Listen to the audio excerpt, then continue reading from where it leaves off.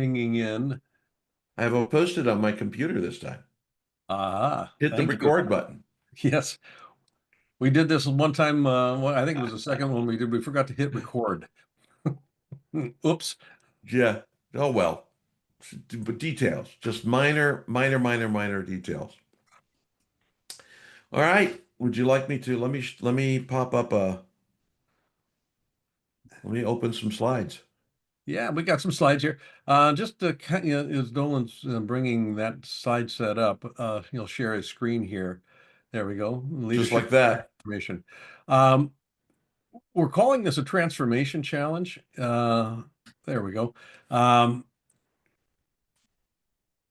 for the, I mean, every leader that I and Dolan have ever worked with, we're looking at how do we scale our organizations? How do we scale our business? How do we scale our team? Actually, and by scaling, we're looking at continuously growing. And part of the challenge, if we could, is how do you scale exponentially, not incrementally? So it's that phase shift, that bump that moves you to a completely different level um, that requires things, looking and being different. So part of what we're looking at here through the use of the word transformation is not how do you become a better leader, but how do you become a different leader?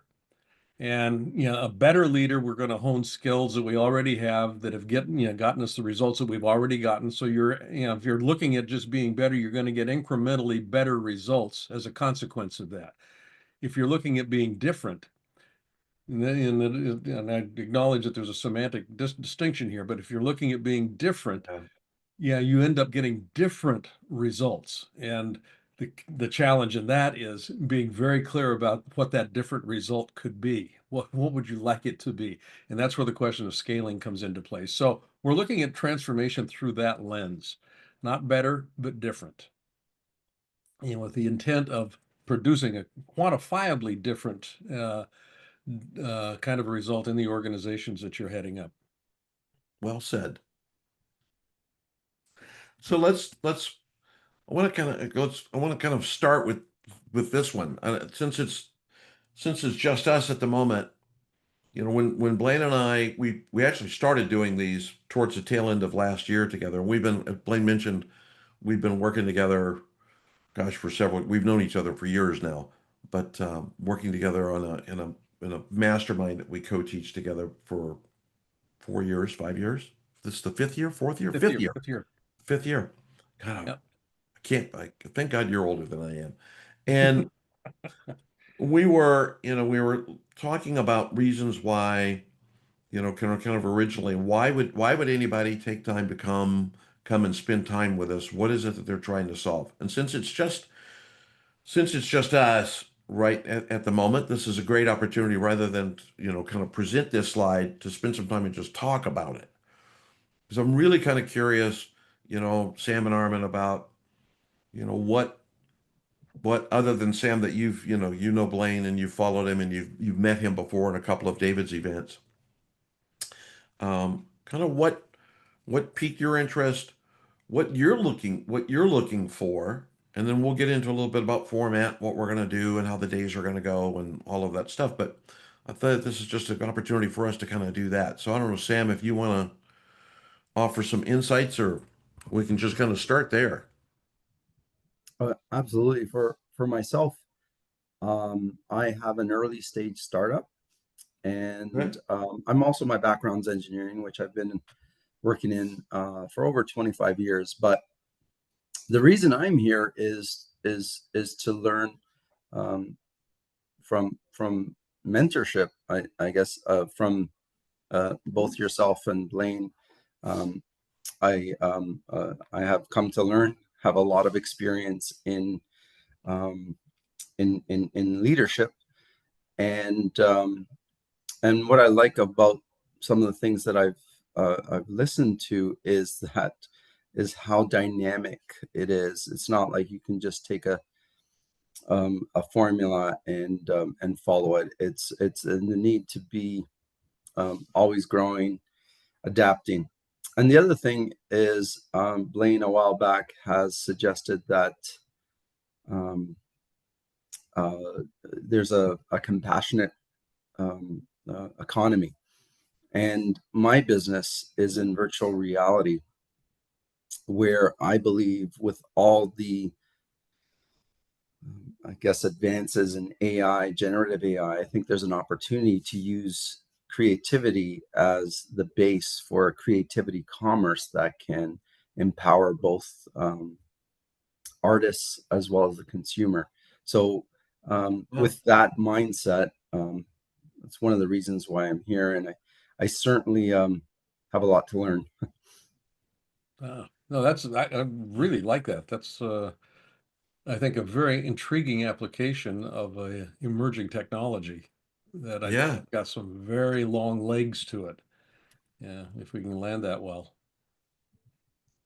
yeah. It's really interesting. I'm a fan of AI, so I'm a fan of AI and generative AI, and reading some. We'll share maybe as we get further into the week. Sam, it was interesting. There was a recent study done where there was a company set up, and it was run by ChatGPT, by Claude, and Yep. it was all virtual bots, virtual people in all the positions, and it was a kind of an interesting, long article, long treatise on AI, but it was a really interesting conversation around how quickly it failed.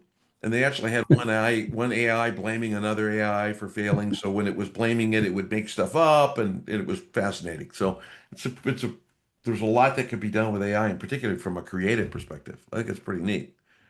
Well, Cool. my thought is not, again, I want to side on humanity, and I do believe, Yeah. even do believe that copyright will be upheld in the future in legislation. I know that there's a few cases in California that Yeah. um, five of them have been enacted into law on the side of Mhm.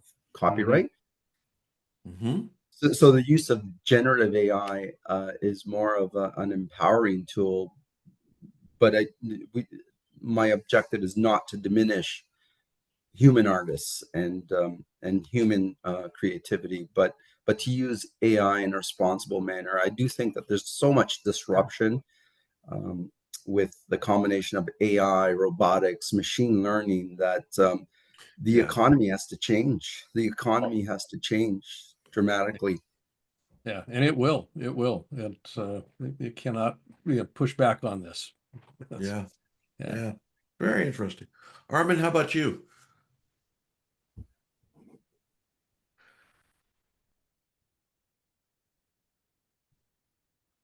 Pardon, I scampered across the room to refill my coffee. Ah, that's all right. I'm We mostly here a lot of it just out of curiosity to Mhm. see what this is all about. Good. I'm from a quite a different angle, not really a business. But I work for the United States Forest Service, Ah, and I'm kind of a restoration team of one. I work on restoration projects. If you come over to Florence from Eugene, you noticed all the sand dunes and stuff, and yep. I'm uh, tasked with trying to maintain what's left. They're being gobbled up by invasive weeds and such, and also work on other habitat restoration projects. So, to get Awesome. back to uh, I guess I was grabbed by or was responded to the thought of aligning uh, aligning my leadership skills and style with my purpose. You know, and Perfect. as a habitat restoration guy, my purpose is, I guess, at a high altitude, leaving this earth a little better than I found it. Uh, I like that. Yeah, that's the whole idea of compassionate capitalism.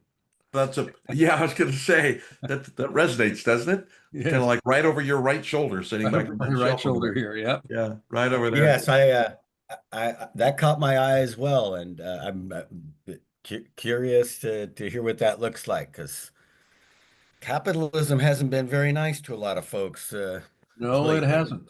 Yeah, not at all. Yeah, that's very So true. that's an Very interesting true. concept. Well, cool. Yep. That's that's pretty. We'll have to hear more about that as the week goes on. That in particular with restoring habitats. That's an interesting challenge. There's a lot of leadership stuff that goes into that as well to make Yep. sure everybody is aligned with that purpose. So we're going to spend time today talking about it. And Mr. Ntwato is here this morning. Good morning. Yeah. Brian, welcome from Uganda. I'm assuming you're still in Uganda today. Thank you for having me. Yes. Good to see you. So I don't know. I think we have we can go down. There's a bunch of slides here. The great thing about this can be a pretty intimate conversation. I'm going to touch briefly kind of on the flow of the week and then what we're going to do. But from a flow perspective, today's boy, Armin, it was a nice segue. We're going to talk about just purpose today, defining your why, which is the purpose. Tomorrow we'll talk about dimensions of leadership, and we're going to explore some models as we're going through this that you can take away.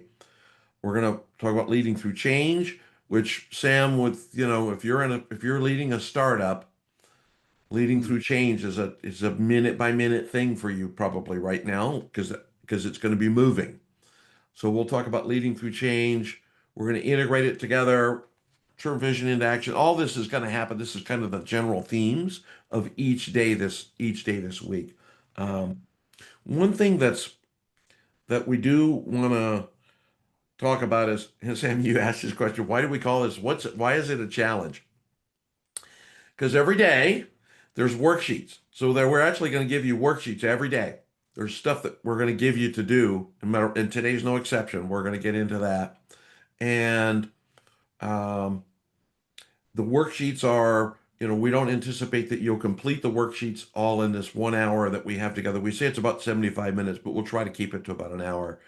And in the worksheets, it's a chance just to kind of explore it and then use them as tools going forward. And as Blaine talked about, on Friday, as part of the wrap up, we'll give you a 9-pound PDF document that has a 30-day plan that has all of these slides, all of the worksheets, and a 30-day plan on things you can do to implement them, either with your team or individually, kind of depending upon where you are. So that's part of how it's going to go. So this is a working challenge. This isn't an opportunity just to kind of come in and hear Blaine and I talk because We're interesting.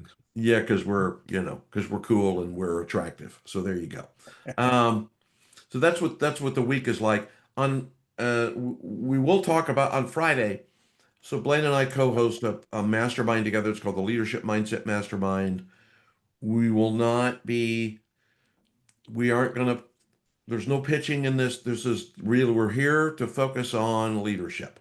So Friday, if it's something you're interested in, we'll take a few minutes and talk about the mastermind, what it means. But you may hear us periodically say, well, in the mastermind, we talk about blah, blah, blah, blah, blah. And it just bear with us when we kind of head into that because we can't, it's a 52-week mastermind. We can't do it all in 5 hours. Yeah. Um, And to that point, yeah, everything that we're going to be looking at over the next 5 days is derived out of that mastermind. yeah, So, and to Dolan's point here, we can't do justice, quote unquote, in a 5 hour window to a 52-week program. But we right. wanted to pull out some of the nuggets here to get people jump started on some things. And it's literally kind of our way of giving back in a sense here because leadership is poorly understood in my experience. And we'll talk about that here in just a little bit as well. And kind of how do we cause the kind of movement we want to cause in our organizations and in our life that produces the kind of results that we say we'd like to have. I mean, that's ultimately where it comes down to. And this is where mindset actually comes into play very, very largely. The book over my left shoulder here, the Leadership Mindset Weekly, is the curriculum structure of the 52-week um, mastermind that we do. So we've got a whole body of work here that we're going to, again, just kind of pull cover back on and say, okay, pay attention to this one, pay attention to this one. Here's the nugget on that one. So that's kind of where we're going to go with this. Yeah, this will be a fun week. I'll enjoy it. This will be a great time. Um, there's a slide that introduces Blaine and I. I'm not gonna put the slide up. Blaine, do you want to introduce yourself and then I'll put your background and Okay.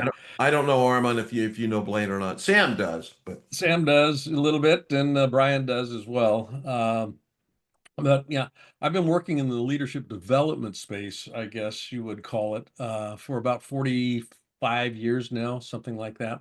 Mhm. Um, I've got a company called Avatar Resources. I founded the company in '87, and it's a consultancy that's focused specifically on leadership as a function or as a tool, a mechanism by which you actually create the kind of strategic movement that you want to have in your organizations. And that sounds big, highfalutin. Strategic movement basically is about how do we get from point A to point B in the most effective manner possible. So, Yeah, landing on that decision, and then how do we actually implement that, getting people to actually sign on, whether we're working with our team or whether, and Armin, this would be perfect for you, with constituents that don't directly report to us. yeah, Yeah, we've got to actually find a way to coordinate, that kind of movement. So that's been a lot of my background. I'm an adjunct professor at Beijing University, working there with the cultural implications of highly effective leadership, which is an interesting thing to do in that environment, that political environment in particular.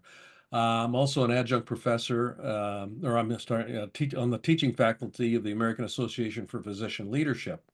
And I work with physicians and hospital systems around literally around the world, but specifically here in the US, on the question about how do you implement change in an organization. And the medical field today is rife with change, and it's not being yeah, addressed effectively. So part of what I do with them is teach a whole program around leadership authenticity, as it applies to finding ways to connect varied constituencies, the patients, the fellow docs, the administrators, the nursing staff, the community at large. How do you actually get people connected so that they move in concert, more or less, towards an objective?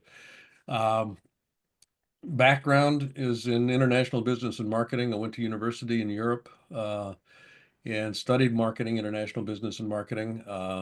And I founded my company in '87. And we've worked with some of the largest companies in the world as well as startups. I love working with startups that are just kind of getting over the revenue hump, and that's kind of like, okay, how do we scale this thing now? And that whole yeah. challenge comes into play. So that's kind of my background. I'm got a wonderful family, four grandkids. We got three kids, two sons and a daughter, and they're all married, and they all live nearby here. I live up on an island just off the coast of Seattle, and they're all within shouting distance. So sometimes shouting is actually what happens. It's kind of like, what are you doing down there? Get off of that beach. So that's kind of where I'm at. I love to fish. Just personal. I like to, yeah, like to play. I'm at a stage in my life where balance is really not something I'm paying a whole lot of attention to because it just naturally kind of occurs.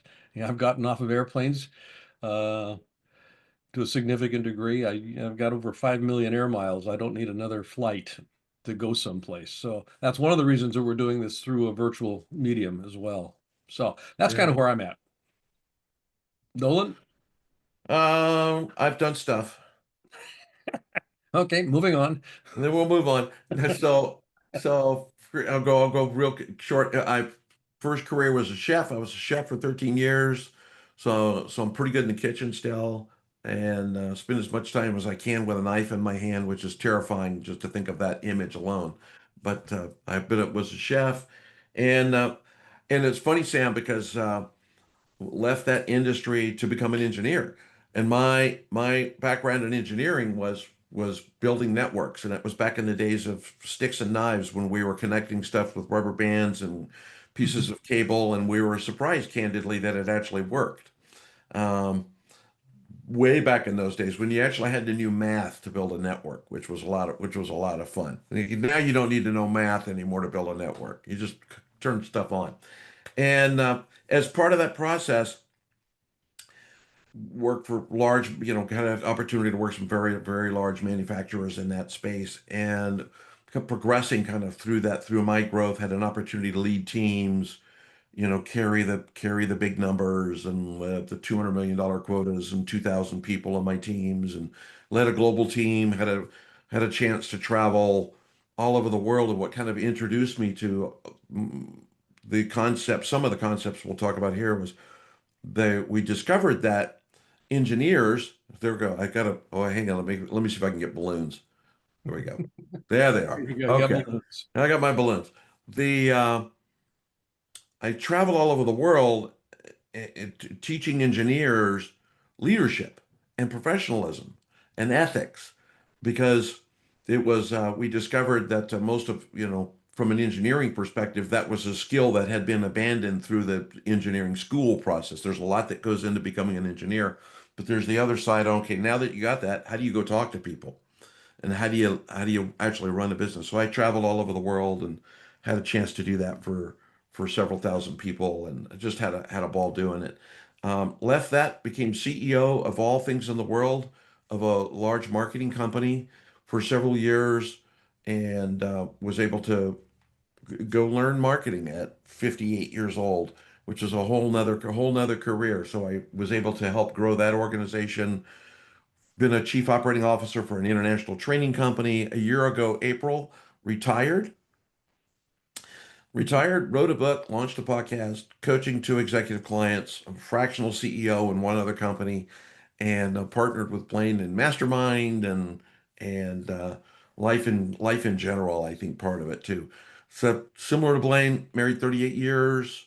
I am now officially a great grandparent, That's crazy. great grandparent, and a bunch of grandkids, six grandkids. I lose track. My wife knows how many grandkids there are. I'm not quite sure how many there are, but that's kind of what I do. And it's fun because, to Blaine's point, I think one of the things that I enjoy the most about having these kinds of conversations and doing these is we started doing these really with the intention of, um, let's just go teach what we know. Let's just go do it, because let's let's make it available. And I have a lot of fun. I tell people I get up every day and I get to go to fun. I get to go talk about something I love. Yep. And that's what we're here for. That's what we're doing. So there's my intro. That's the intro. Stuff. And you're going to find this session today is we're going to be talking more than we will in the other sessions, just Oh, because yes. foundational. We're kind of laying some groundwork, putting some pieces in place here. So yeah, I appreciate you bearing with us as we just kind of lay the framing here. And We talk way too much on day one, but kind of got to do it. All right. Okay. So I wanted moving right along. I want to start with, Yeah. let's take just a couple of minutes and do a couple of verses on this topic. This is something I think, and Armin, this will resonate with you, I think, a little bit on some of the things you're doing, and Sam as well too. But Mr. Bartlett, do you want to pick up a couple of these and I'll do a couple? You can tell it's well rehearsed. No, this is all just make this up as we go along. We're pros. But we've got about 90, Dylan and I got, collectively almost 95 years of working with leaders around the world. And I've done a number of different research projects around effectiveness and in the leadership space. And what continuously seemed to emerge there was thematically these stories that people had made up in their mind about why they couldn't be the kind of leader that they thought that they should be. Yeah. So, and it was culturally agnostic. I mean, it just kind of appeared everywhere in the research that we did. Maintaining strict control over decisions and outcomes. I am my results is kind of the underlying thing in that thing. So and this would be making sense in most organizations, because I get paid for the results that I produce. Yeah, that sort of a thing. So there's Yeah. story in their minds about, I've got to hold tight here. And we're going to, kind of pull that apart when we start looking at how, the definition of leadership that we're going to be working with. But this is a mindset. This is something that can actually, creates a bottleneck. You become the problem, in the change process. You become, kind of the sticky point, in order to having things happen. Decisions don't get made, and choices don't get executed. I mean, all of those sorts of things come into play because I think I have to maintain strict control over decisions and outcomes, which, leads right into number two. Uh, don't let them see you sweat. I mean, I've got to look good here. If they see me sweating, they're going to take advantage of me. And Yeah. again, that's kind of a mindset that comes into play, and it's not specific to any one culture. It seems to be universal in the way that that appears, which leads right into number three, which is, both of those things are in service of focusing on the outcome, not on the process. The outcome becomes a transactional question. Did you do what you said you're going to do? The transaction. It's a binary choice, yes or no. But what you don't get in an organization is that kind of a binary yes or no functioning, because it's all gray. You know, squirrely things happen. And Yeah. here's the difficulty with change. And Armand, you'll, I think, appreciate this in one sense. The problem with change is never the change itself. The problem with change is the disruption to existing relationships that the change causes. And people have relationships with everything in an organization, and not just the formal organization, the peripheral organization as well. So when change gets introduced, these relationships get disrupted. Who am I? Where do I belong? Becomes an open question in people's mind. And when that, or those questions, who am I? Where do I belong, doesn't get answered effectively, you end up with things not moving, because paralysis sets in. It's kind of like, well, I'm not sure I'm going to move anywhere here, or I'm just going to resist it. Let's get back to the status quo. So that's because there's a focus on outcomes without a really without an appreciation for the process that's involved, the process that people need to actually move through as they recalibrate the relational dynamic that is beginning to change. So those three things kind of go hand in hand. And then, Dr. White, why don't you grab the next two here? And Yeah. Just to, it all kind of is, it hooks together. One of the challenges I think a lot of, I see this in my clients and clients that Blaine and I work with, is that you assume you have to make every decision independently. And one of the days, on day 4, I think we'll talk about leading through change, and what that decision process and where resistance occurs, kind of through the steps of decisions. And and that's an easy trap. And it's part of it is because as a leader, we perceive ourselves as the person in charge. And as the person in charge, I'm going to make the decision. I'm going to call the ball. And we'll get into a little bit of that, a little bit of thinking around that here in just a second. And then the last is you avoid feedback. Feedback is the breakfast of champions. I forget who said that. Forget Kenny who said Blanchard, that. Ken Yeah, Blanchard. there you Yeah. go. And it is that, we'll get a little bit into communication this week. We'll kind of dive into this, but it is that when you're seeking feedback, you're really seeking the opportunity to be vulnerable. And in being vulnerable, that you can be perceived as inadequate. I'm not as much of a leader as people thought I was, because I'm asking for feedback. What did you think of this idea? So those are some of the, there's many more lies, but Yes. these are the 5 that we picked. I want to move us to, by the way, does any of that resonate with you guys? Does that sound, any of that sound familiar? Yeah, I see Yes, Sam shook his head. indeed. Armin, I can't see you, so I'm going to assume that's a yes. But Yes, indeed. all Yeah. Absolutely. right. So this Yeah, is, my internet, like my brain sometimes, is a little unstable. And I've learned from lots of Teams and Zoom meetings that, yeah, without camera, it seems to hold okay. I'm praying I don't get Okay. caught. That's Not all to right. Well, Hey, I live up on an island and I've got very, very oh sketchy yeah. internet up here. Oh yeah, yeah. That's very true. And if instability is your only problem, then you're with the good people because we're basically all unstable too. All right. What? Moving So right along here. moving right along, Dr. This, Bartlett. yeah, like I said, we've got about 90 years of experience, and I've worked with, I've done programs out of Harvard. I ran Nokia's Global Leadership Initiative for about 12 years. As an external consultant, I worked with them globally, worked with about almost 4,000 of their managers. And people would, always kind of come up with, what do you mean by leadership? Can you define that term? Because people would think that they knew what it meant. So we started Yeah. parsing this down a little bit. And when we think of a leader, and I'm going to talk about two things here, leader and leadership. When we think about leaders, what do leaders actually, how would you describe a leader? Well, there's all kinds of personality things that people start throwing up against the wall here. They've got that trait, they've got this, all of those sorts of things. But all of that is irrelevant because when you strip it all away, essentially what a leader does is they cause movement. That's what a leader does. They cause movement. They cause people to move. And when you start defining leader in that way, it gets to be real interesting because by definition, if we're using that definition, leaders cause movement, everybody's a leader.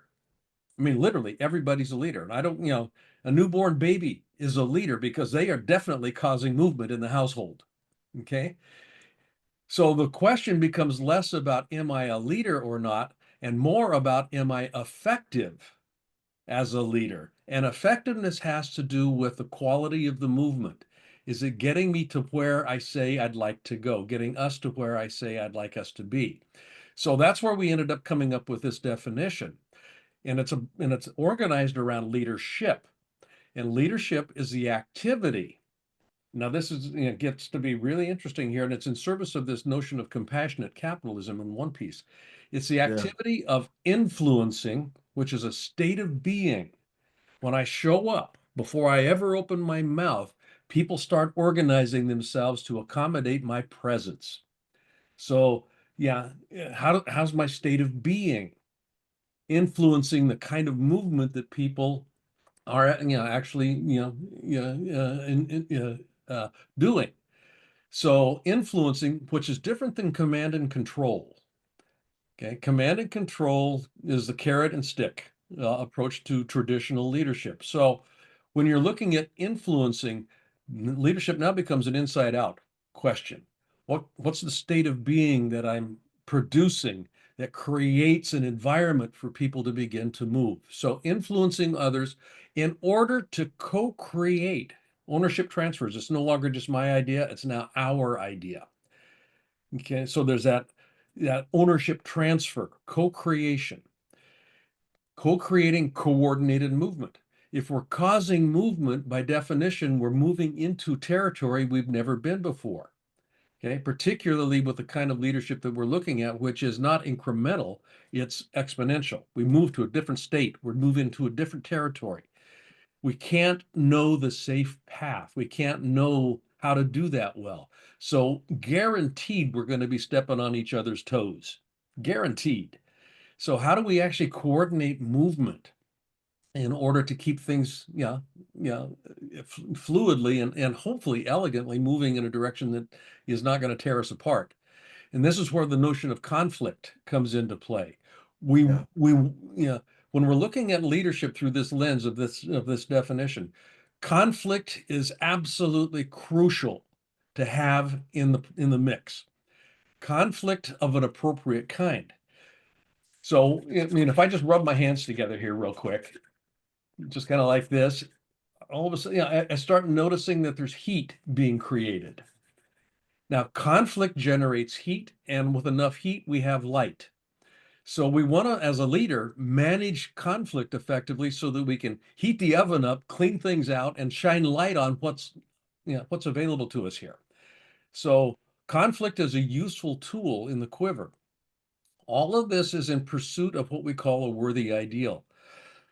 And this is where, and Armand, you'd appreciate this, the restoration process and projects that you're involved in.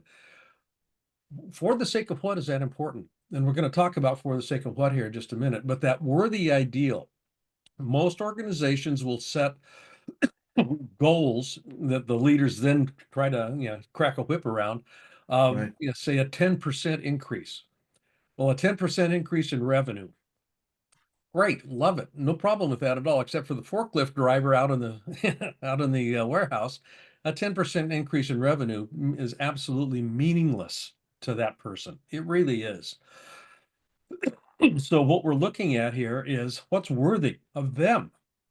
How do you actually create enough meaning that they want to participate, emotionally participate? So that's kind of where we go with this. Influencing in order to co-create coordinated movement in pursuit of that worthy ideal. And that worthy ideal is rooted in an understanding of the for the sake of what? What makes it important? What do we get to have, do, or be that we wouldn't get to have, do, or be if we didn't get that ideal realized? Speaking of, Go ahead. well, I think it's important. And one of the things I think in organizations too, and we talked about this earlier a little bit. I think Blaine was, the different about outcomes, right? We're driving towards an outcome. And the worthy ideal, when we think of for the sake of what, and you'll see the acronym FTSOW and some of the other things that we do. Whenever you see that, we're talking about for the sake of what. That's my old engineering side of me. I call it an ETLA, an extended three-letter acronym. But this is not a worthy ideal is not this isn't your vision or your goals or your objectives. It is the answer to what matters. And when you think about Sam as an example, as you're building, as you're working on creating creative AI driven virtual tools that allow people to progress. The worthy ideal is so that they can express themselves or they're moving towards something that's meaningful to that individual. And that permeates throughout your entire organization. It's kind of like when you have and you'll hear us say this analogy periodically, which is, there's a lot of companies that say, this year we're going to raise sales 10%. And the guy driving the forklift in the warehouse, it's meaningless. Mm-hmm. It just means nothing to that individual because it's not connected to a worthy ideal. It is your worthy ideal. So, for the sake of what is that? I have a client called Your Book Team, and we went through their goal setting for exercise for 2025, and we went, which was typical. We're going to grow the business from this number to that number by this period of time, and that was an easy thing to do. That took about an hour, and then we spent 4 hours talking about why. What's the for the sake of what? And the for the sake of what was so people could tell their story. And what's interesting and challenging with this is that worthy ideal is personal. Yes, It's not a one intimate. and done. So you can't tell somebody what the worthy ideal is. You have to ask them, what does this make possible for Yeah, you? For you. Okay. And this is the aligning question. This is how you get people emotionally engaged in an aligned sort of way. Now they're going to come at that goal and objective from a number of different places, but you want them aligned as they're coming towards that. This is going back to influencing. This is going back to coordinated movement. It's going back yeah, to co-creation. Okay, we're co-creating that right. objective, but we're identifying it through the lens of my worthy ideal is in play here. This is what I get to, that's kind of what's in it for me. I mean, that's another way to think about that. What's in it for me? Yeah, Yeah, with them, yeah, with them. Yep. with them. So there So, are there are a couple of models that we use when we talk about this, and I apologize, guys, because this is a lot more talking than we do any other day this week. But there's a couple of models so that we're laying the framework for the week that we use And the very first, there's two models that we use to connect these thoughts together. The very first one's called the leadership universe. And Blaine, you want to talk about that? And then I'll talk about the 4 pillars. Yeah, most leadership development programs, most leadership development conversations and explorations take place at the top 3 levels on this pyramid: the why, the what, and the how. And it's, another way of saying that is the vision. You start with the why. What's the vision? What's that objective? Where are we going? Kind of that out there someplace where, the promised land. So why are we doing this? That's the vision. Then you start beginning to look at strategy. Okay, there's a number of different pathways that we can take to get there. Which one seems to be likely the best one that we could choose given what we know today? And then once we've landed on a strategy, then it's an execution question, which moves into how. What are the things that, the key performance indicators that we're going to be paying attention to, the things that we actually need to check boxes on. So that's where almost all leadership development programs actually organize themselves around the vision, the strategy, and the tactics. From our perspective, if we're looking at scaling effectively, scaling from just incremental growth over a linear time frame, to an exponential jump. So you're now doing something completely different, and you're really producing something that is wow, in your mind. You have to drop into the mindset and spirit elements in this model. Mindset has to do with the belief systems, the value systems, the culture. I mean, just all kinds of things that are background that influence behavior. Studies show, and we actually use this quite a bit in our work with our clients from a coaching perspective, 95% of the behavior that is exhibited by adults, by the time they're 30 years of age, 95% of the behavior is driven by stuff that is in the subconscious domain. Okay, they're not aware of why they're doing some of the things they're doing. They said yes to this, but they end up doing that instead. And you ask them why, and you go, well, it seemed like a good idea at the time. But that's that background that continues to drive behavior. And that's the mindset area. Our body of work, and this is why we've got 52 weeks of this in the mastermind, is uncovering that mindset so that other possibilities can now be seen as a likely outcome, another possibility. And you move possibility into probability, probability into reality. But you can't get to that new reality until you uncover the possibilities that exist. So this is about awareness. An increase in awareness increases my choice-making capacity because I see different choices available. Then how do we go about actually landing on something that is, that we can hold? That's why it takes 52 weeks in the mastermind program to actually leverage this.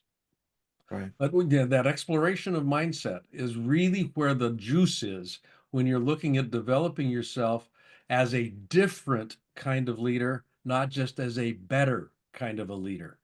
You become different when you start uncovering mindset. And what's interesting about that is that, we use the word spirit and soul here, not from a religious sense at all. It has to do with creativity and innovation. Yeah. Creativity is a uh, there's an esprit, there's there's a spark, that happens when somebody goes, aha, my God, I hadn't recognized that before. All of a sudden, something emerges that wants to see the light of day. And it's that spark of aliveness that comes out when you're working with mindset effectively. You're tapping into the use of the imagination. And Carl Jung, the philosopher Carl Jung, said, without the play of the imagination, nothing of consequence has ever been produced. And it's the play of the imagination that we begin to organize around when we're working with mindset. Far too often in most organizations, when people have harebrained ideas, they get quashed real quickly. It's because the imagination doesn't have room to play. It's the play of the imagination, the entertaining of the imaginative, of the imaginal, that begins to make things possible in a different way. So the leadership universe, this is where leaders actually live and work. Most of them, 99% of the leaders that we work with, live at the why, what, and how level. The highly effective ones have dropped into and understand the power of leveraging mindset and spirit. That's where our work is at. And then what supports that is our second model. Dun, dun, dun. Good, nice segue. So this is a behind operating with mindset and in imagination and spirit. This is a model that I've been using for many years, and it's built on 4 pillars. The very first is trust and autonomy. Trust is a single player game. I have to trust me first. Then I trust you. You have to trust yourself, and then you trust me in order to get to autonomy. And autonomy is the willingness for people to try things.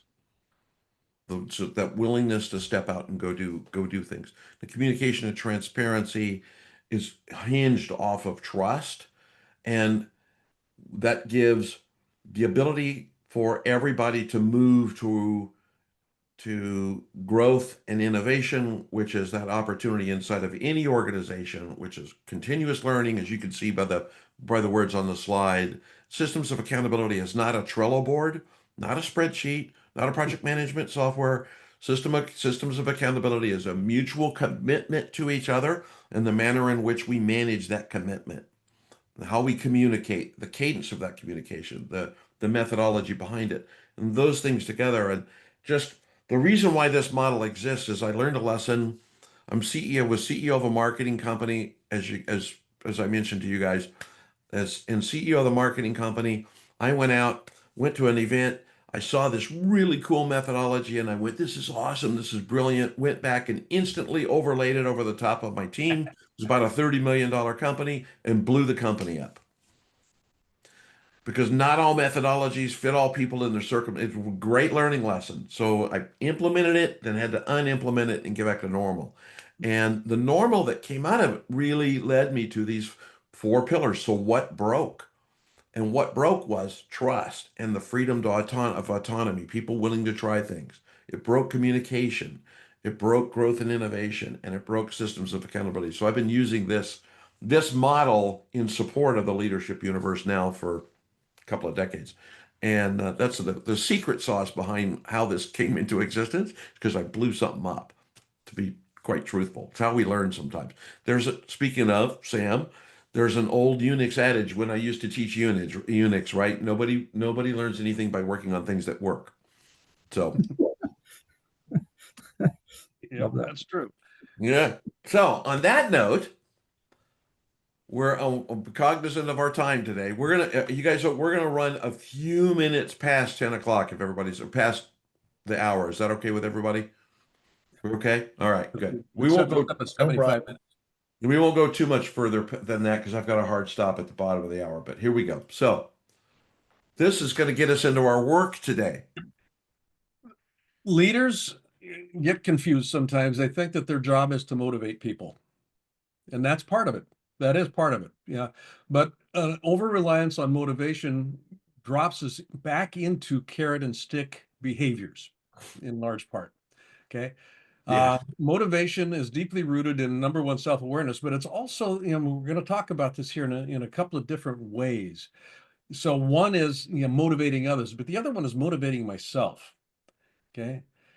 And there's also a distinction here between inspiring others and inspiring myself.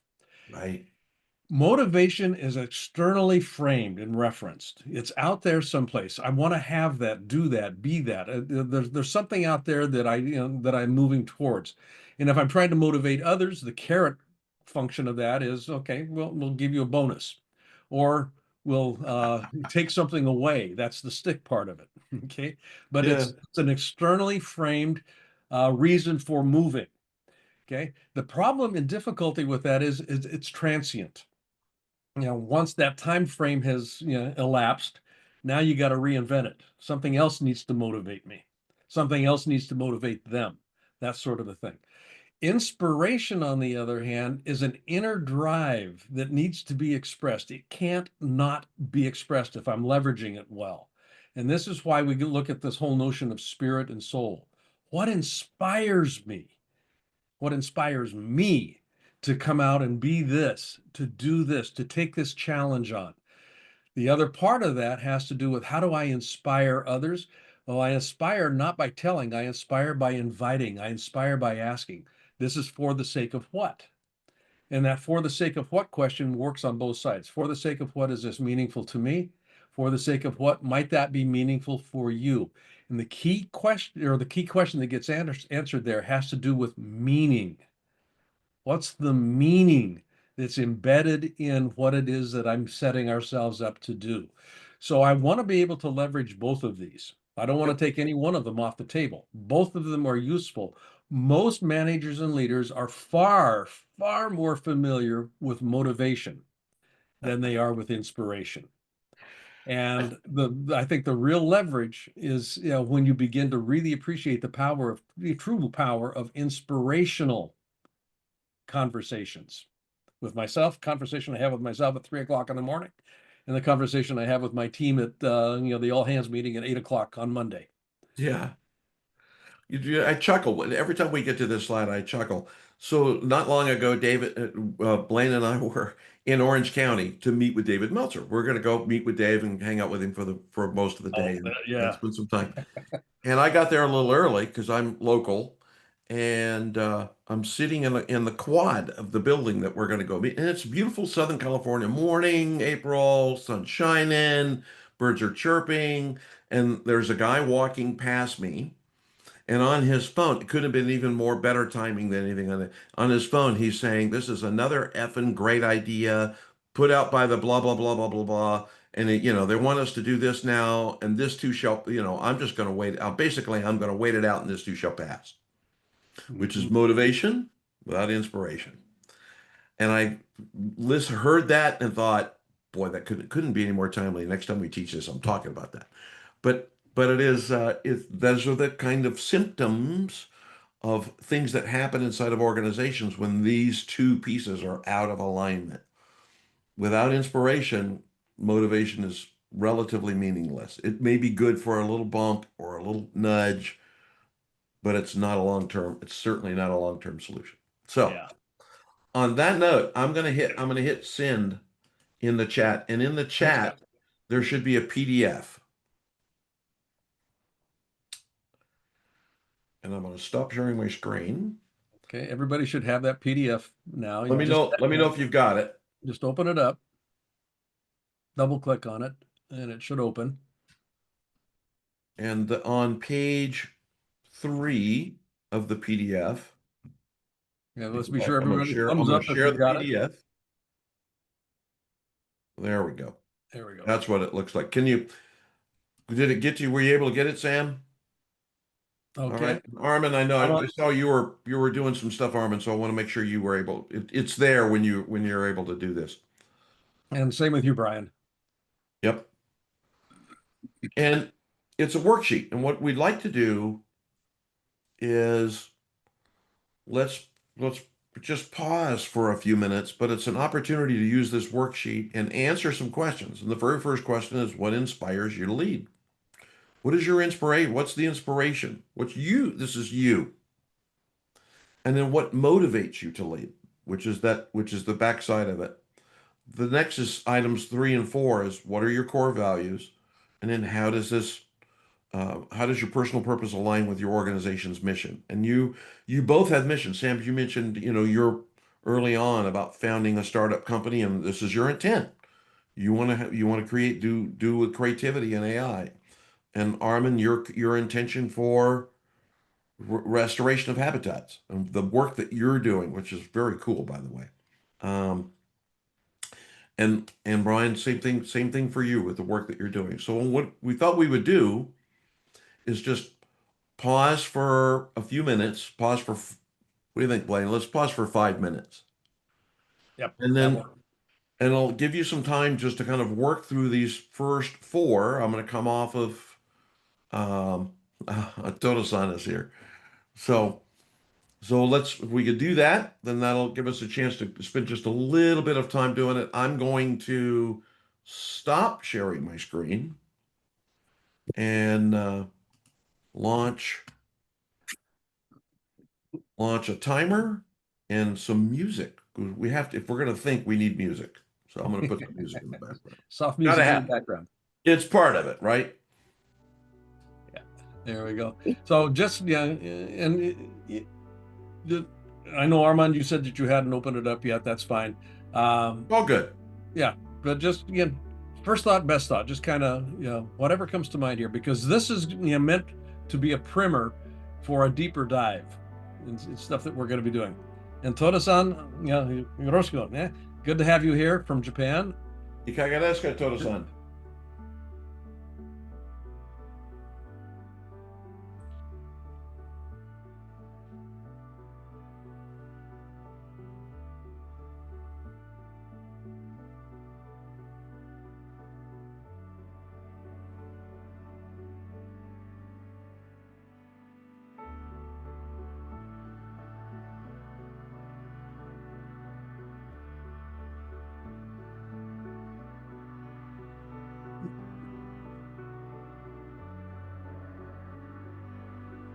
Let me. Toda-san may not have the. You read my mind. I just put it in the chat again, Todo-san.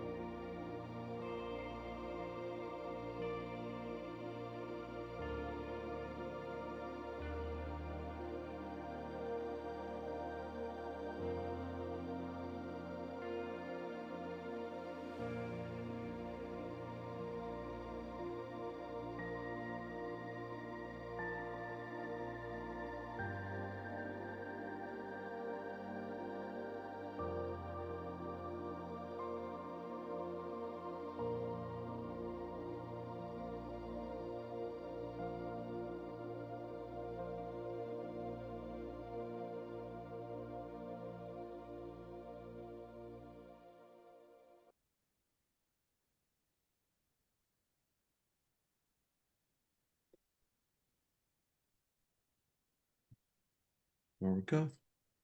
Go 16:15. The countdown is on.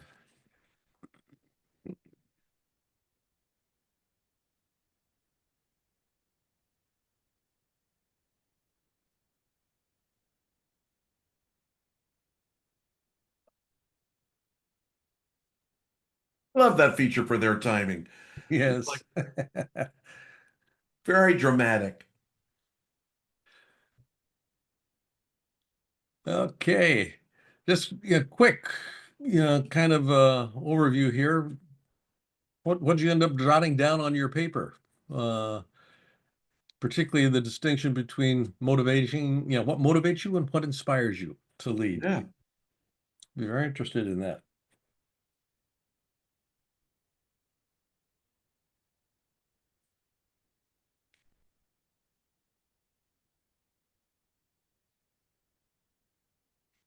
Okay. Next. Yeah.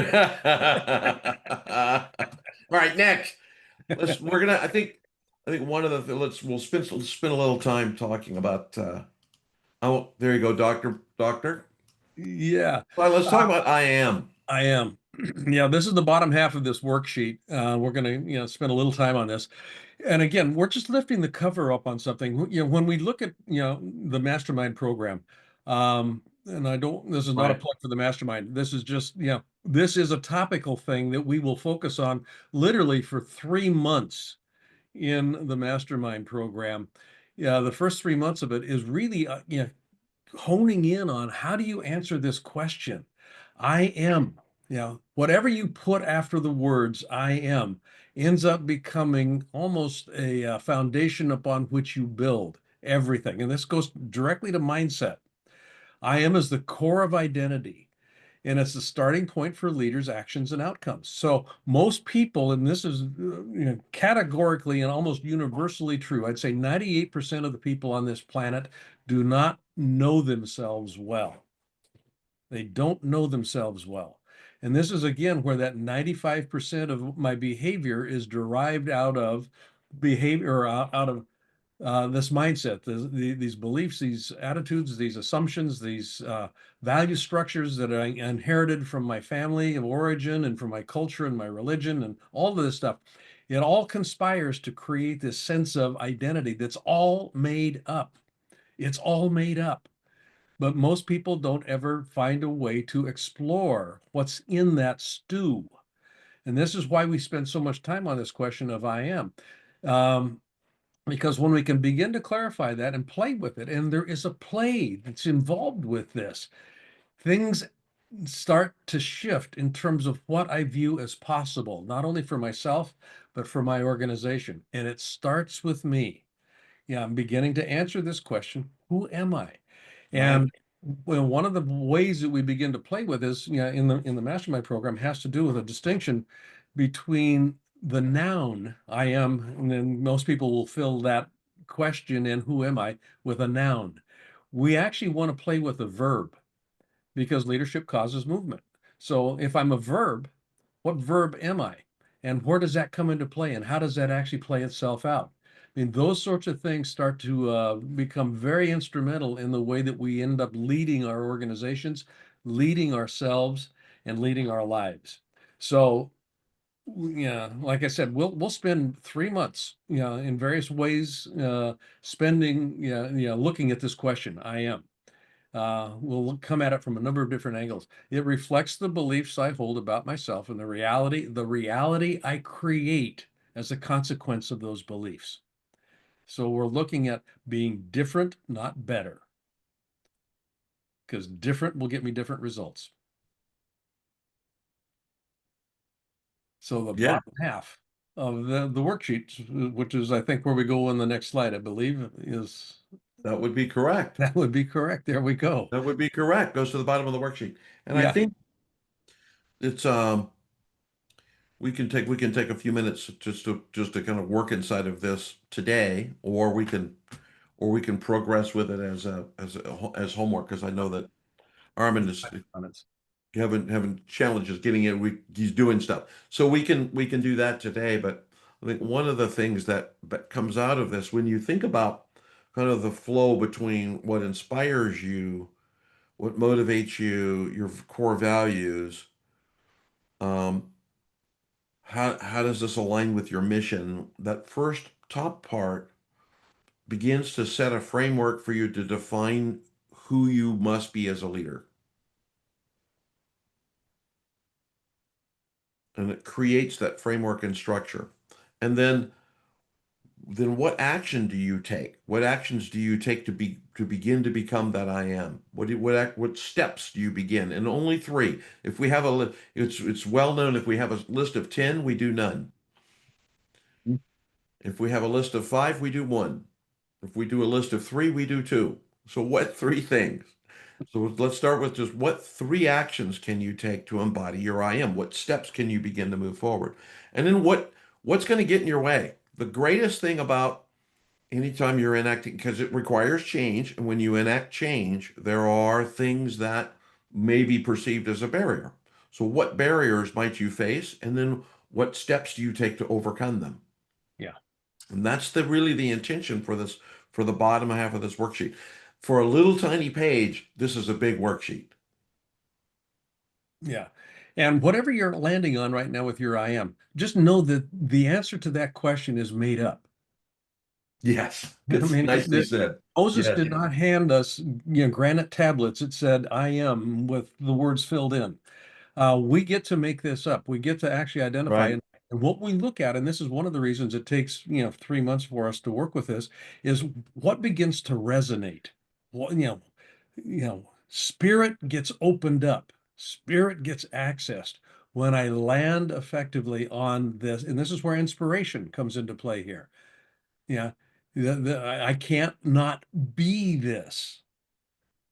That's what the I am is. I can't not be this. And it's not something that my parents told me that I should be, do, or have. It's not something that my clergy told me that I needed to be, do, or have. This is just something that comes from internally. It comes, yeah. So, yeah, the invitation here is to play with this, just to kind of experiment with it, see just what bounces, what lands, that sort of thing. And it's gonna take you a lot more than just the 3 minutes that we're giving you. Yeah, exactly. So on that note, well, processing my current answers and thoughts about it. Good job, Armin. That's awesome. Yeah, I saw that Yeah, too. yeah. That's fantastic. This is a lot of work. So on that note, we're going to give this to you as homework. This is Yep. a great starting place for tomorrow morning, I think. Just kind of play with it. Yeah. And I'm gonna stop sharing my screen since I have that power right here You with have the power. one click of a button, one click of a button. And that's our homework assignment for today. Yep. And tomorrow morning we'll start there, and then we'll get into our topic tomorrow. So Now, as we kind of begin to sign off here, Dolan and I have created a private LinkedIn group that oh, thank we you for will reminding me. invite you. Yeah. We're going to be uploading a lot of content to that LinkedIn group, and if you have access to LinkedIn, Yes. this will be the place to kind of pull stuff out. So these assignments, all of this work stuff was going to be going in there. Is that right? Is that where we're putting this? We will, yes. Okay, I just wanted to double check because we've been experimenting with this in a couple of. Yes. That's the intention. Yeah, so stuff will be going up there. The video on this is going, it's being recorded. It will go up on a private YouTube channel, and we'll Correct. send the link out as soon as that has been processed on YouTube. So you have the opportunity to come back and review all of these videos for each session, and you'll have access to that throughout. Okay, you're on mute, Nolan. Sorry, it's a rookie mistake there. For as professionally planned as I am, as you can tell, we're pros at this. Don't try this at home. That's the link to the group inside of LinkedIn. It's called The Power of You. That will be where we'll be posting content and other kinds of content. There'll be other things up there too. So there we go. Yep. So again, the in the chat is the LinkedIn link. So go ahead and just follow the link, and we will approve your membership. That's right. Awesome. And we will see everybody tomorrow at 9 o'clock Pacific time. Just a quick question. Thanks, Blaine and Yes, Dolan. please, Sam. So are you suggesting that our exercises are to be uploaded on in that No, group no, no, on- please, no. No. Okay. No, no, dude, that's sorry. I live about a mile from the beach, so I very rapidly slipped into the word dude there in Southern California. I was hanging with neighbors this weekend, being inducted into the Surfer Hall of Fame. So I'm used to hanging with that crowd. So no, please don't upload your homework. So thank you. No, Great the question. homework is private for you. These are, living working documents. So, we fully anticipate they're going to shift and change as you Oh, yeah. with them. Yeah. Yeah. Awesome. Thanks, guys. Thanks, everybody. Total Sun. 9 o'clock, 9 Thank you, o'clock guys. Thanks, 9 Armin. o'clock Pacific time tomorrow. All right. We'll see you there. Everybody have a great rest of your day. Enjoy your day. Take care. Thank you for being here, folks. Bye-bye.